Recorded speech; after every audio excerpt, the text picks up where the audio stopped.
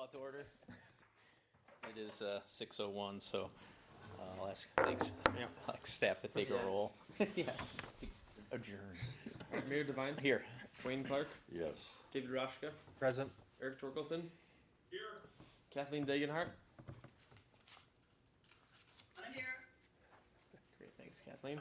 Can you hear me? Yep, I Yep. can hear you. Brian Frank. Here. Excused are Rossi Manka, Brendan Reinke, and Jessica Katzenmeyer. Very good. You have a Yeah, quorum? quorum. Thank you. Still driving. And the next item will be approval of the minutes from our December 7th meeting. So moved. Second.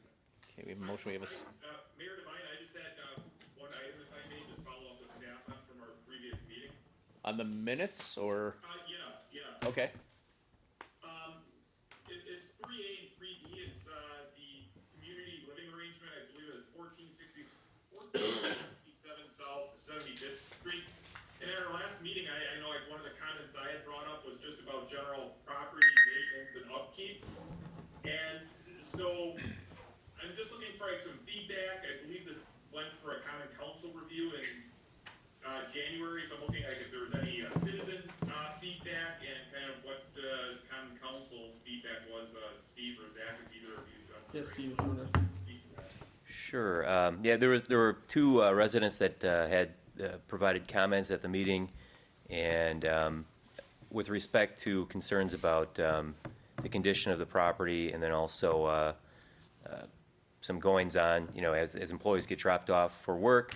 Apparently, occasionally there's commotion, whether it be loud music or smoking or yelling. Something like that with people getting dropped off. But the council held action on it, and we'll be coming back to common council with it February 7th. Okay, thank you, Steve. Sure. okay, were there any changes to the minutes, corrections? If not, all in favor, please say aye. Aye. Any opposed? The chair votes aye. The minutes are approved. And we will go to item D. And we will take up items 2A and 2B. Thank you, Mayor. So items 2A and 2B are for conditional use permit for Helium, proposed instruction and training at 6675 West National Avenue. That address will be subject to change when new addresses are listed for that building. And this includes a site landscape and architectural design review, which we'll be looking at today. So it's a proposed yoga studio to be located in the south retail space of the Sona Lofts building. There's alterations planned to the tenant space, but no exterior alterations. This is coming before Plan Commission because it's considered a conditional use. The hours of operation are from 5 a.m. to 9:30 p.m. Zone C3. And staff has deemed the design guidelines would not be used because it's a limited scope and it's not considered a new development or significant redevelopment as the original development was already approved. Here's the bulk of the plans here is just the floor plan. In orange is the kind of open studio space for the classes. There's 2 bathrooms, a storage area in gray, some changing area in this tan color, and a reception waiting area here. There's a main entrance here and a secondary entrance and exit to the side as well. Staff recommends approving the site landscape and architectural design review for Helium, subject to common council approval of the conditional use and a new address assignment that the code enforcement department requested. Thank you. Mr. Mayor, Yes, Wayne? what's the parking situation? Is it all street parking? The Sona Lofts and Makers Road development have like a kind of full shared parking situation there. It was something that was planned for with having this retail space was planned at the facility there, so there's off-street parking for the site there. Thank you. Yep. Move approval.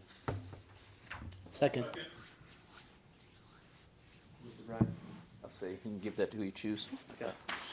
All right, any other discussion on the motion? I'm just gonna tell Eric and Kathleen if, I don't know if you can, don't try the raise your hand feature, just start talking if you have questions, because I probably won't see it. All right, thanks. All right, if there's no other discussion on the motion to approve, all in favor, please say aye. Aye. Aye. Any opposed? Ayes have it, motion carries. Hey, Mayor, could I just offer 2 comments? I guess, It's no, only a thing. I'm kidding. I just want the commissioners to know that Robin here, who is the proprietor of Helium Yoga, 3rd year in a row, her yoga studio, and this is a hot yoga studio, has been rated the #1 yoga studio in the entire metropolitan area by Shepherd Express. I read that. So to add on to the long list of other top-rated businesses in West Dallas, you can now add on having the best yoga studio in the metro area is coming to West Dallas as well. I'd venture to guess that it might even attract some people from Brookfield to come here. I don't know, but I hope they can afford it. Yeah, but we're excited. We're so excited to have her. She's a great business operator Excellent. and really knows her craft. Looking forward to it. Thank you. Yeah, congrats. Thank you. The first step or the next step. Thank you so much. All right. All right, thanks for coming. Must have printed the earlier version of the agenda because I have a Stockbox program update on my 3A. Oh, yeah. Cut and paste agenda. So we'll move on and take 3 and 3B, it's on Chase Bank. 3A, 3B Chase Bank. Actually, they're not. Are they? They're, Should we just take blast? Just take blast because they're here and we can get them out of here? yeah, sure. All right. Unless you want to stick around. We're not going to Brookfield. Thank you. Yeah, we appreciate that. All right, skipping ahead here. Item 4 is a site landscape and architectural design review for Blast Cleaning Technologies. Proposed light industrial use located at 404 South 116th Street. This property was a previous light industrial property. Blast Cleaning Technologies is a manufacturing company. Their main facility is in the old Alice Chalmers building in near downtown West Dallas. This new facility is going to be used to expand their machining operations and produce their own cast products. So part of a $20 million investment in this new facility for the BCT Cast Products division. The hours of operation will be from 21 hours a day, just closed between 5 p.m. and 8 p.m. Trucking hours would be further limited from 7 a.m. to 4 p.m. It's a pretty industrial area here, so the staff doesn't have any concerns about those hours. The two parcels, this project takes up 2 parcels, one small one on the rear of the property here. They're going to be combined at a later date.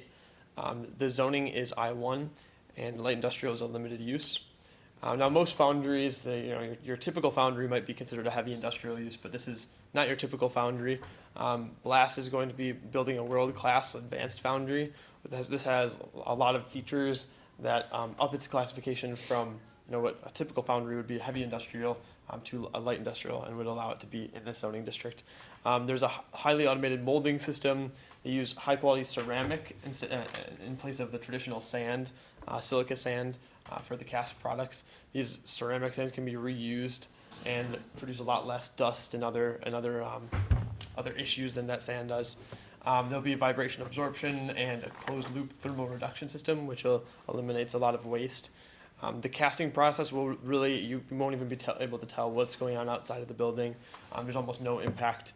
There'll be a very limited smell to the site. There's using the organic media binders. Staff has kind of reviewed the input from Blast about those, or about their kind of smell production on the site. And it's going to be very limited to pretty much just the site, and the kind of technology they're able to use these days will also limit it from being, any smell would be anything. It'd be very minor. Might even be something kind of a pleasant aroma, but it would be limited to the site. It wouldn't spread beyond there. The dust is completely contained via their kind of advanced dust collection systems, and again, the ceramic sand that they're using is really going to reduce that kind of dust that you normally have at a foundry facility. Vibration would be completely contained within the building, and noise also completely contained within the building. So ultimately, this staff has determined that this meets the criteria for a light industrial use, and it would be allowed in this I1 district. Initially, we were looking at maybe even classifying as advanced manufacturing, but that light industrial is still allowed at the site, and gives it a little bit more leeway, because that advanced manufacturing designation is completely everything contained within the building. This is more to the site, so it gives them a little bit more flexibility, and they are allowed in this I1 district. Looking at the site landscaping plan, The only change in what's triggering this review is some new exterior equipment that's going to be added to the adjacent to the north side of the building.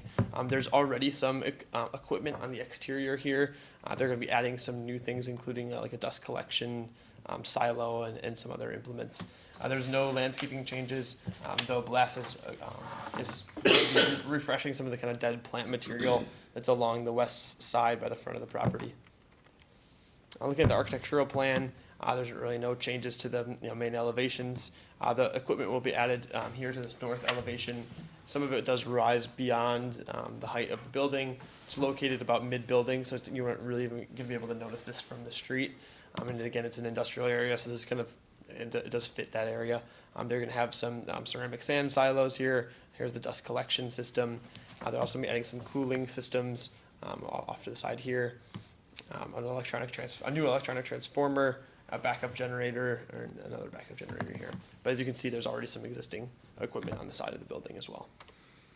Now the floor plan, they're going to be updating some of their office spaces. There's actually a second floor office which won't be used at this time. Could be something in the future.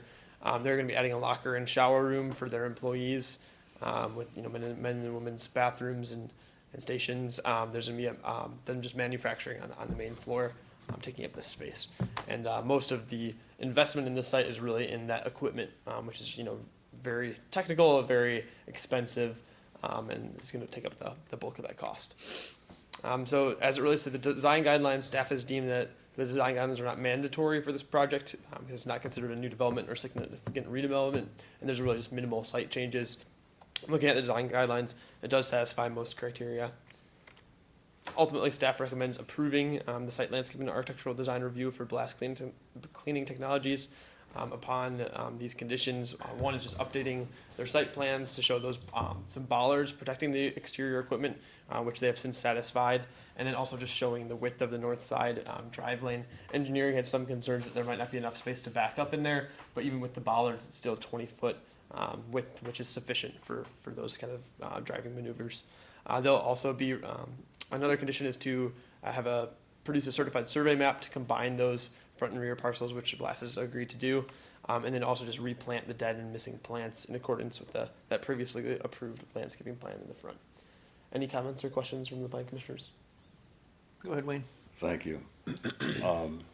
Your write-up, I think, makes a clear case that this is a presented approach. There's not a lot of noise, and it's clean. I'm just thinking back to all of the battles that we had with, or the city had with motor castings. This is not a motor castings, and no comparison. Not even in the same league. No comparison. And we have two representatives from Blast here. I don't know if you'd like to say any words just about it as well. Absolutely, and appreciate the opportunity. I'm not sure it's the best thing to come in and talk after having Double B's barbecue, because I actually prefer to be on the couch right now. But You did it right. They never leave you hungry there.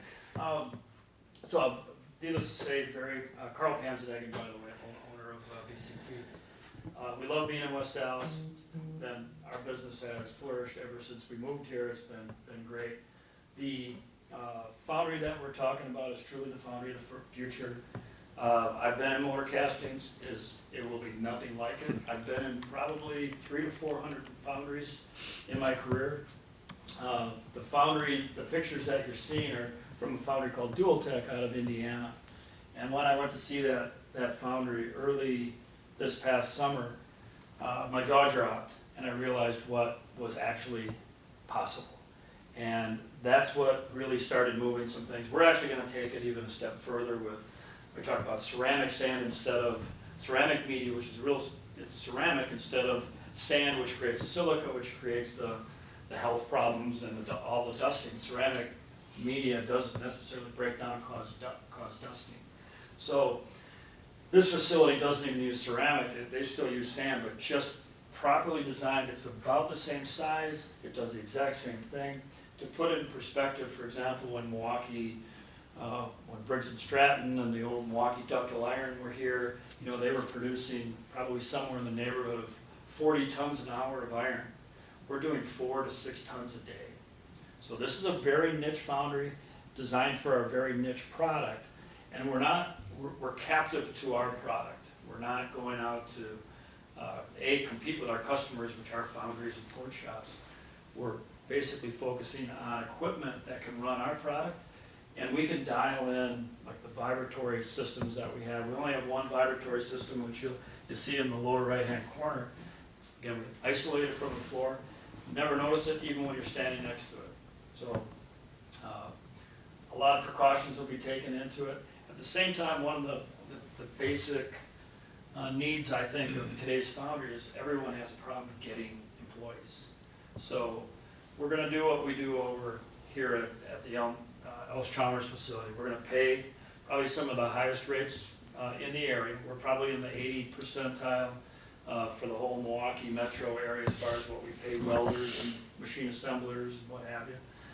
We have solid benefits. We're going to do the same thing on the foundry side, but we have to create, just like what we did over at Ellis-Chalmers, where we cleaned that facility up and created a jaw-dropping facility that customers come in and go, wow.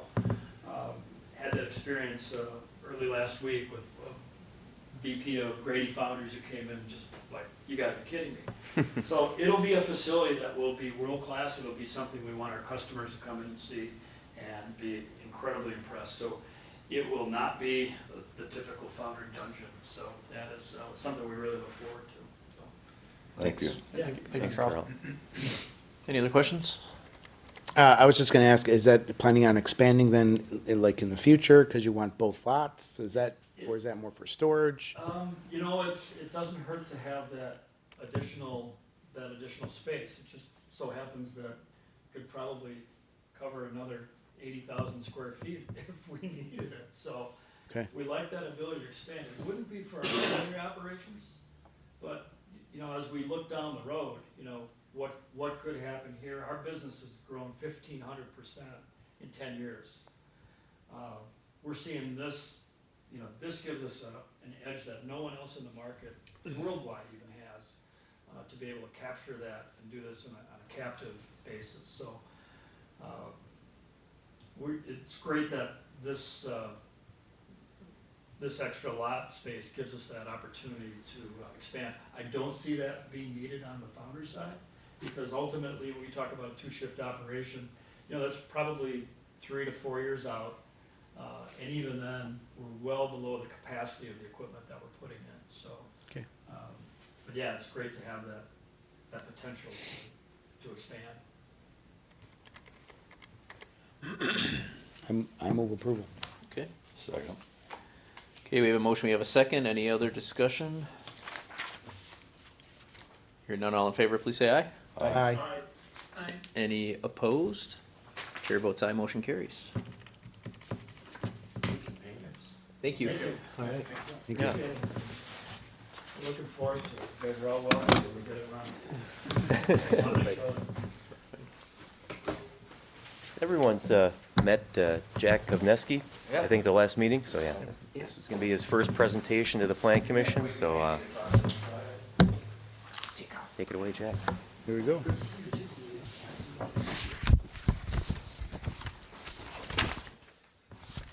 All right, now we'll move back to item 3A and 3B, Chase Bank. So this, thank you, Mr. Mayor. This is for a conditional use permit for Chase Bank, a proposed neighborhood service with accessory drive-through service to be located at 2678 South 108th Street. It's also site landscaping and architecture plans. So overall, it'll be operating in the former Boston Market restaurant. This is a reuse of the existing building with major facade and parking lot changes. The hours of operation are Monday through Friday, 9 a.m. to 6 p.m. and then Saturday, 9 a.m. to 2 p.m. The zoning of this property is C4, and in the C4 district, neighborhood services are permitted use. And then the conditional use permit is required for the accessory drive-through service. Overall, you can see the site landscaping plan. There used to be a curb cut, as you can see in this previous image, right in the middle of the property. This has been shifted north for WSDOT guidance. This is for traffic safety concerns. It's closer to Highway 100 or it's closer to the intersection of Highway 100 and Cleveland, so it's been shifted north. Cross-access is still maintained with the Target commercial property to the east. And then overall, there will be 25 parking spaces on the site. This is a reduction from 39 parking spaces. While this does not comply with the zoning code, this is as close as it gets to Chase being comfortable with the parking requirements for our code. Per the zoning code, there's 3 parking spaces per 1,000 square feet of gross floor area open to the public. But Chase Bank indicated to us that 8 spaces would not be enough for their proposed business, so we made a compromise by removing the additional parking stalls, freeing up this space on the west corner of the property for landscaping, and then also there's signage right here. There will be a pedestrian connection as seen right here. This will provide access to Highway 100 for pedestrians. And then, like I said earlier, there is additional landscaping largely on this southwestern portion, and then this western edge of Buting Highway 100. The exterior materials are a lot different. There's an updated painting scheme. As you can see, it's no longer red, white, and covered in EFIS. It's with Ishida fiber cement panels. That's a step up from the existing materials, and then the rooftop mechanicals are also screened as well. And then for the site layout, there is not going to be typical of what banks see is like the 3-lane tellers. That is just going to be the drive-up ATM right here, and then the rest is interior. There are no exterior drive-through lanes besides that one ATM lane right here. With this project, compliance is mandatory for the design guidelines. Staff went through each one. The only minor concern was the mitigating impacts with the lighting. That might spill out onto the neighboring properties, but given the nature of this property and the location of what's in the Target parking lot, it's a minimal issue. But there are some key components here that we'd like to acknowledge. The cross-access and pedestrian connections are maintained while the pedestrian connection is added. There's a modified driveway access per WSDOT. There's reduced parking along street frontage. The exterior material upgrades are huge for this property.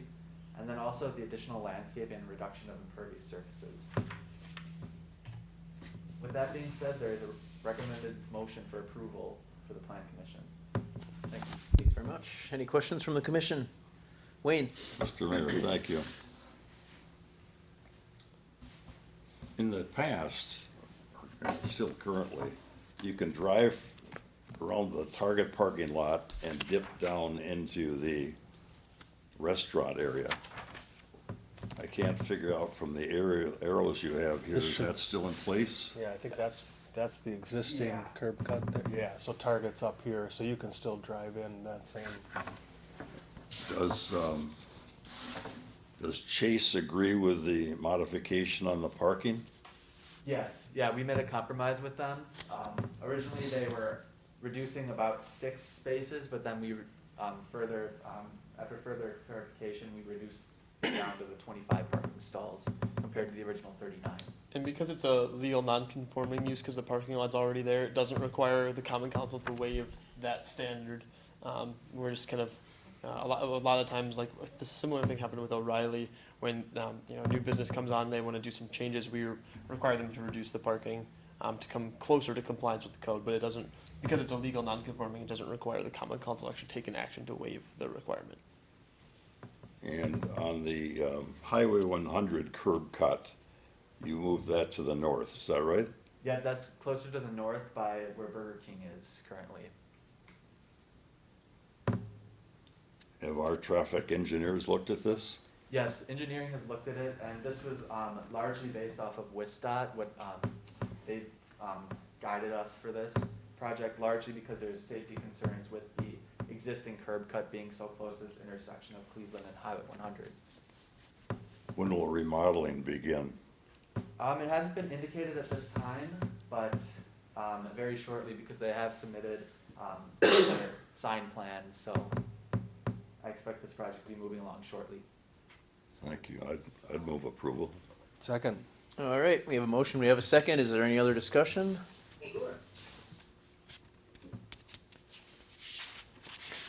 All right, hearing no discussion, someone got shushed. So, hearing no discussion, all in favor, please say aye. Aye. Any opposed? Motion carries, thank you. And then we'll take up, item 5. Thank you, Mr. Mayor. Item 5 is a site landscaping and architectural design review for Storage Rentals of America. This is an existing self-storage facility on Lapham by 112th Street. They're proposing to upgrade their site by replacing a paved vehicle storage area located here with a 3-story, 19,000 square foot self-storage building. It would be built up to the existing building but not connected. Their hour of operations remain unchanged. Zone C3, which is light industrial uses like this are not allowed, but this is considered a legal non-conforming use because the development was there prior to the zoning code being changed. The overall land area of the legal non-conforming use is not expanding, so they are allowed to build on the site there. The new building will be pretty centrally located, direct access to the building for certain units would be had along this east side. There's no other site and landscaping changes proposed. The architectural plan staff found was not sufficient. The initial proposal was for this metal exterior that doesn't match what's there and doesn't complement it in any positive way. It's pretty much just the kind of cheapest, like lowest quality kind of way to do that. And with the quality of the rest of the site there, we want to continue to improve that. We discussed this with the applicant, and they are willing to make changes to this. They actually requested the item be held from this month's plan commission after we had included on the agenda. So we decided to just kind of share this kind of update with you, but staff ultimately also recommends holding the site landscape and architectural design review for this until the next month. As you can see, it fails to meet 3 of our guidelines here. The site does not respond to the existing architecture, includes prominent blank walls, and it has this low quality materials and featureless design. So staff recommends a holding the item for now. We still ask questions? Yes, you can. The notes in the lower, on the lower right, poor choice of materials, no emphasis of ground floor or entrance, no facade, blah, blah, blah. Are those items being taken care of? So we have not seen an updated plan from them yet, but those are the kinds of comments that we shared with them, and we hope for them to address in the updated plan. And if these items aren't dealt with by the applicant, it won't move forward. That's correct. We would recommend denial if they are unable to create a plan that satisfies those kinds of criteria. All right, we'll see you next month. We need a motion to hold it? Or Yeah, just do you need a motion to table it? Yep. So I'd move to hold until they come back. Second. Okay, if there is no discussion, all in favor? Aye.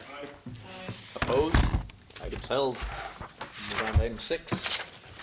Mayor, this is a proposed right-of-way vacation on 92nd and Cleveland Avenue. And I guess with this, anytime you vacate or discontinue right-of-way, I guess the city, or we need to ask ourselves, should the city discontinue this right-of-way, and then what's the public purpose? And we'll get into that. In looking at this and talking with our city engineering, DPW, they have no future goal or end use for this chunk of outlined yellow right-of-way here. In fact, it's been improved over the years by the commercial shop on the corner of Cleveland and 92nd. And then likewise at the 2 residential properties just to the east, there are 2 duplexes here. Their lots are improved with, grass and some landscaping out in front. So the people, whether it's a residential property owner or the commercial property owner, are using it in a private manner. The city has no intent to do anything or make improvements to widen Cleveland Avenue, for instance, or 92nd Street, or to make it some large sweeping right turn lane. So we're recommending that this be acted on by the Common Council, and we're seeking Plan Commission's recommendation this evening for approval to vacate this chunk of right-of-way. It's just an engineering drawing that shows a little bit more specific cutout of the dimensions and the area to be vacated. Again, there's 3 properties involved that would receive this land if vacated by the Common Council.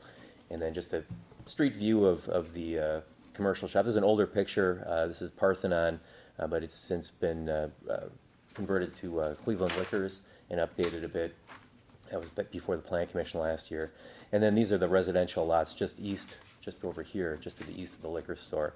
You can see this, you know, basically that property line runs right, probably through these arborvitae bushes and on up. And then the entire parking lot out in front of, along Cleveland Avenue, this entire area is city right of way. And then a portion about 20 feet or 18 to 20 feet over here is city right of way. And, you know, if there's potholes out here, for instance, the city has to fill those in technically. So we're maintaining what's basically being used as someone's parking lot. So it's, in our opinion, it's not, that's not serving the public. I mean, this should be privatized and the city, you know, go through this motion. The process of doing so, we've introduced to this common council back on the 10th, and then we've served notice, certified mail to the abutters on the 20th, last Friday, and then we're here tonight at Plan Commission. There can be 3 more public notices done as part of the state statutes in February, all culminating at the March 7th Common Council for a public hearing. So people could certainly object. Any of those abutters that are going to receive that land, or anyone else for that matter, could object to this, but it's going to take 2/3 vote of the Common Council to overturn that, you know, those objections and act upon the vacation or not. So with that, I mean, these bulleted points over here on the right, we're, you know, if vacated, this becomes taxable property.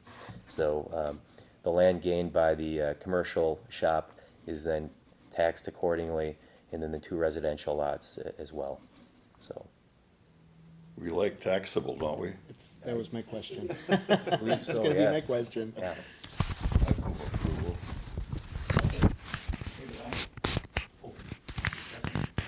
We're getting there. Any discussion? And we won't have to plow. No, we won't. That's the good thing. Yep. Thank you. Send Jason out there tomorrow. What's that? Send Jason out there tomorrow.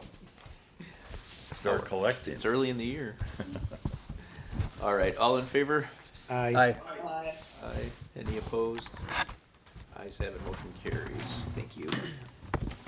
Then we'll move on to the annual report.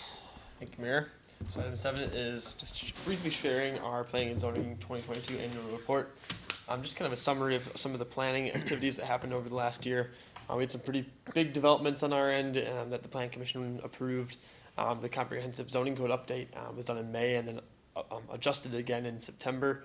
Our design guidelines, review guidelines were adopted in August.